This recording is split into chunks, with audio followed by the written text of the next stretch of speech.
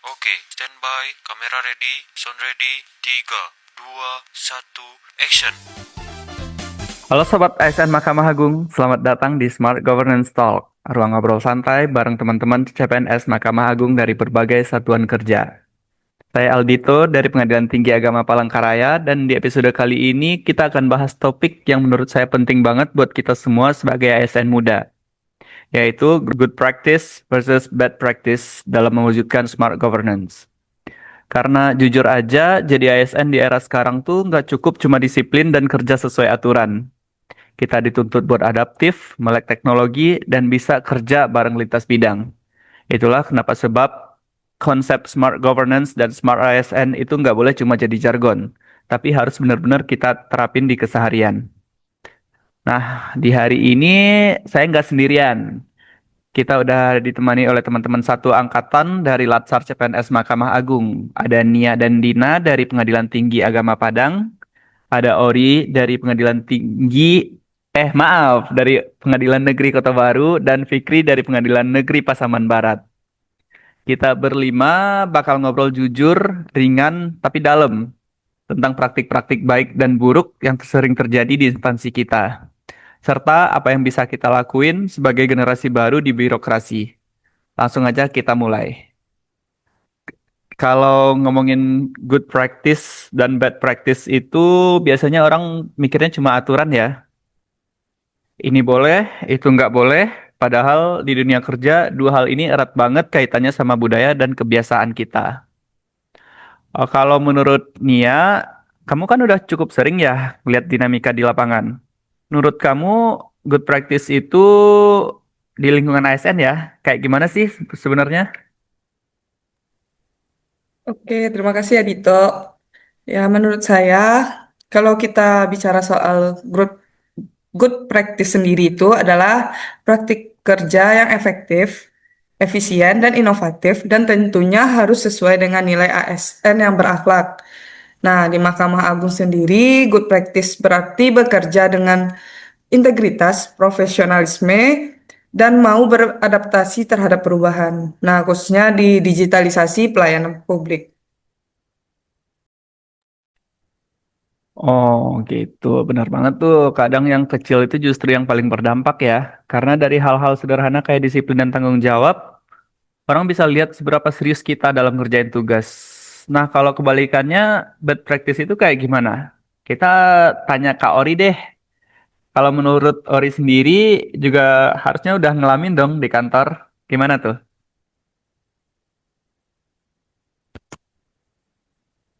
Praktis itu ya biasanya muncul karena kebiasaan lama yang enggan berubah atau sulit beradaptasi dengan inovasi baru. Misalnya saja masih mengandalkan secara manual, padahal sudah tersedia sistem digital yang lebih efisien, serta kurang terbuka juga terhadap kolaborasi.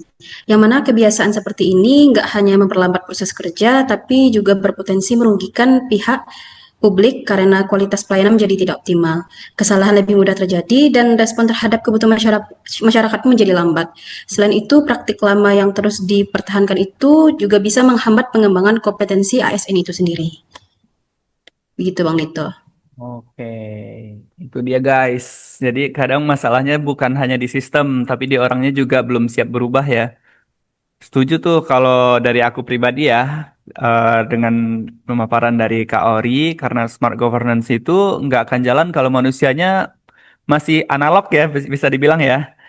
Oke, bagus sekali. Lanjut kita bahas yang lebih konkret deh.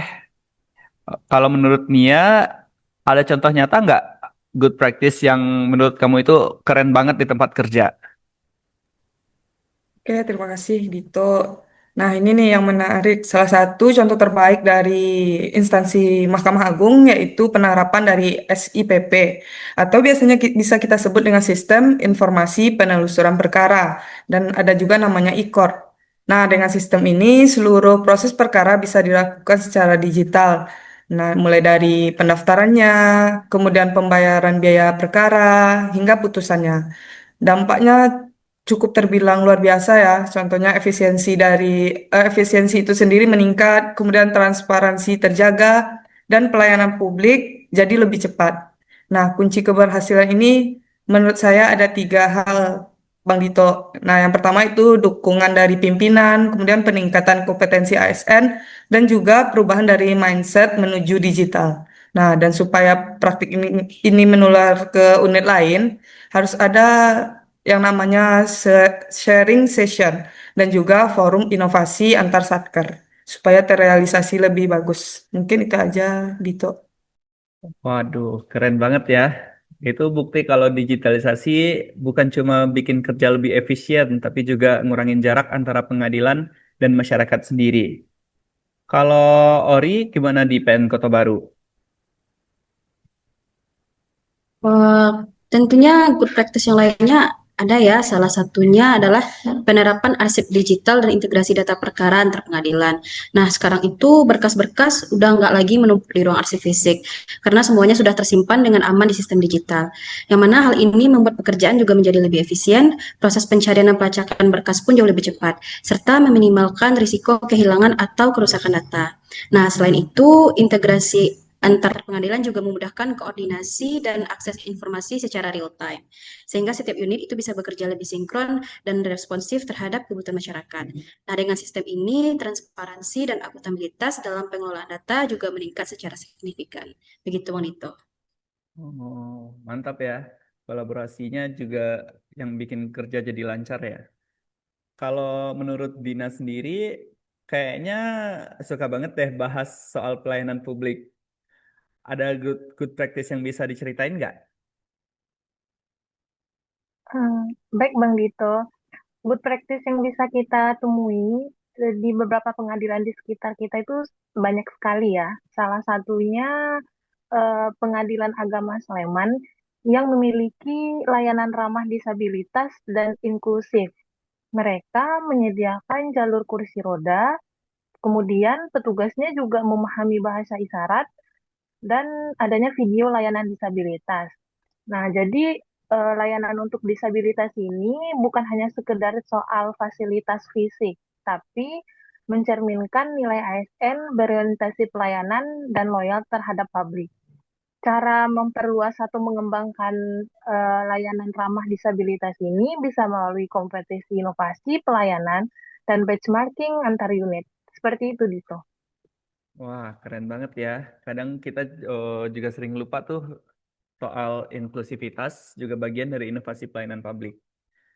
Nah, yang terakhir dari Bang Fikri nih, dari sisi kepegawaian, good practice yang Abang lihat itu seperti apa?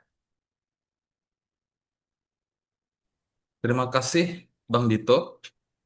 Sebagai seorang ASN yang bekerja di bidang kepegawaian, menurut saya yang patut diapresiasi adalah penerapan dari SIMKA ASN dan sistem Smart Monitoring Kinerja.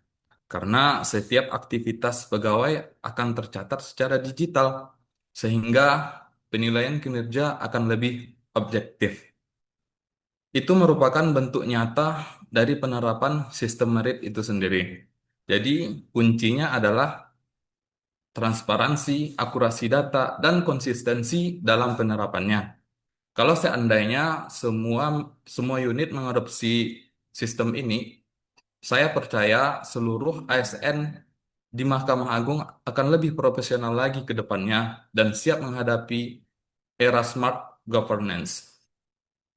Oke, itu penting banget ya, karena kerja keras itu baru kerasa adil kalau sistem penilaiannya udah transparan ya, jadi kita bisa memantau semua perkembangannya.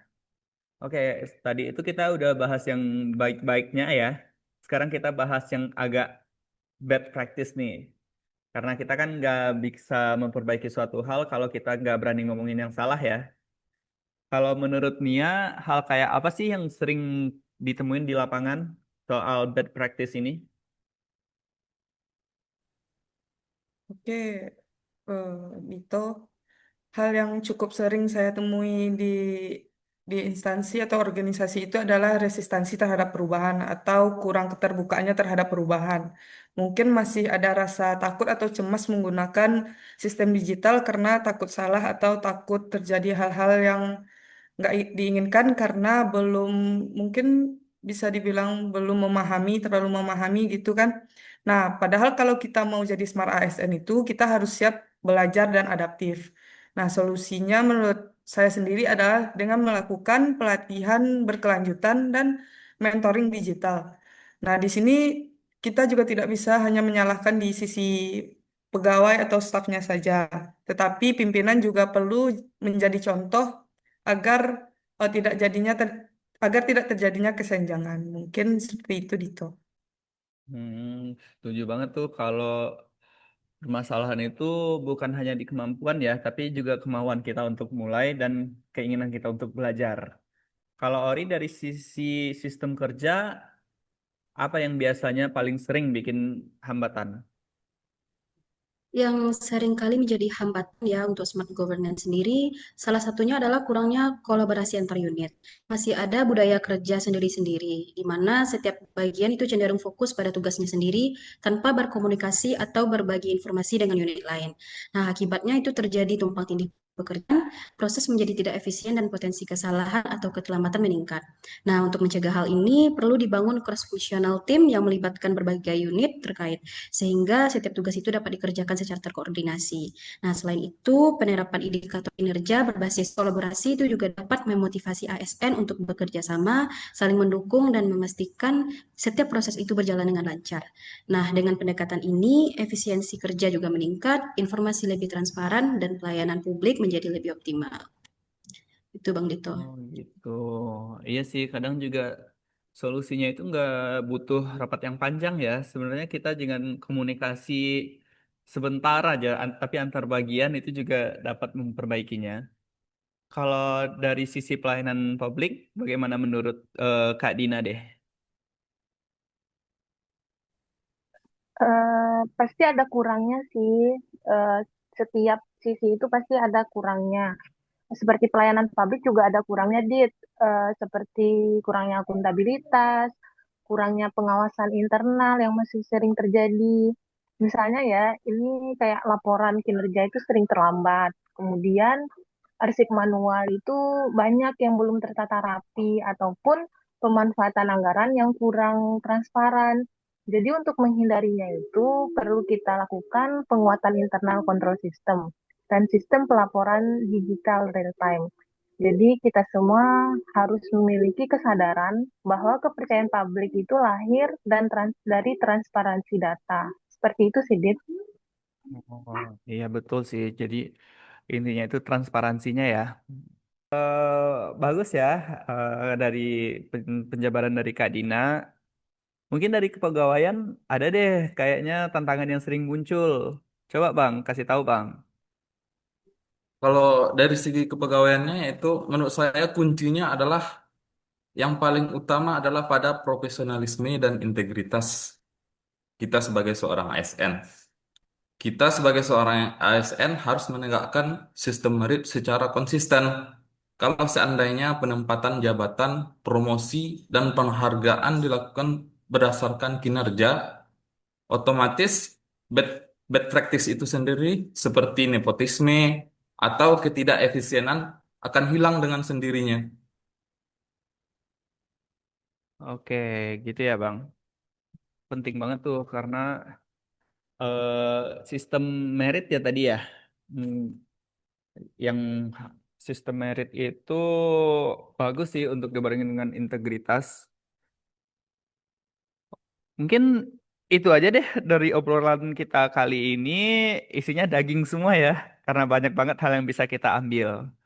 Saya pribadi juga semakin yakin kalau smart governance itu bukan cuma soal aplikasi, sistem, atau teknologi dan sebagainya, tapi juga soal manusianya.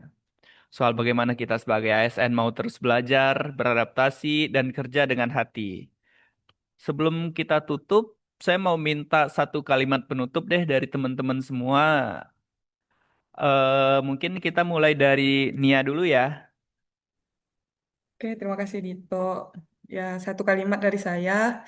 Bagi saya, smart governance itu dimulai dari diri sendiri. ASN yang mau belajar dan terbuka pada perubahan.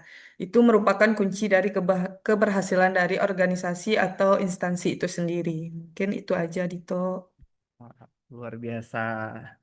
Lanjut kita tanya Kak Ori deh. Pada Kak Ori, apa tuh Kak? Satu kalimatnya. Oke, terima kasih Bang Dito. Dari saya yaitu digitalisasi bukan tujuan akhir, melainkan alat untuk mendukung peningkatan kualitas pelayanan publik. Dengan sistem digital, proses administrasi menjadi lebih cepat, lebih mudah diakses, dan lebih transparan bagi masyarakat. Dengan kata lain, teknologi digital seharusnya menjadi pendukung kerja ASN agar layanan yang diberikan lebih efisien, responsif, dan sesuai harapan publik. Itu sekian Bang Dito. Oke, bagus. Selanjutnya itu mungkin kita tanya Kak Dina deh.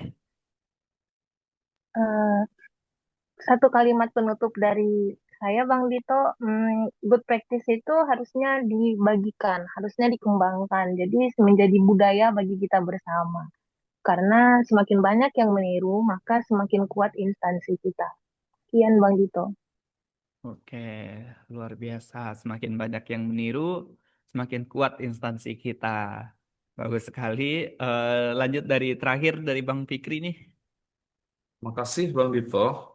Dan pada akhirnya adalah good practice maupun bad practice dalam mewujudkan smart governance itu tergantung dari pilihan kita masing-masing. Kalau kita memilih bekerja profesional, berintegritas, dan kolaboratif, kita sedang membangun Mahkamah Agung yang cerdas dan terpercaya. Menurut saya itu, Mas Dito. Oke, keren banget ya jawaban dari semua teman-teman kita ya.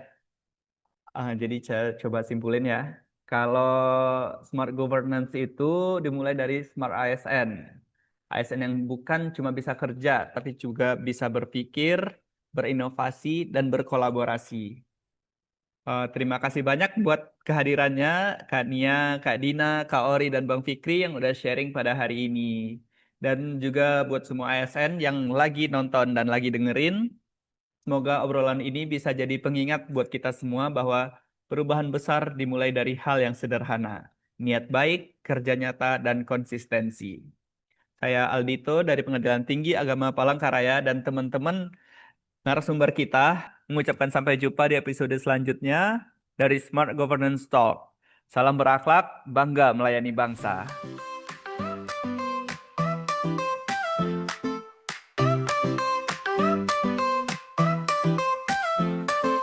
Bounce around in silly days, funny pranks in many ways, laughing loud.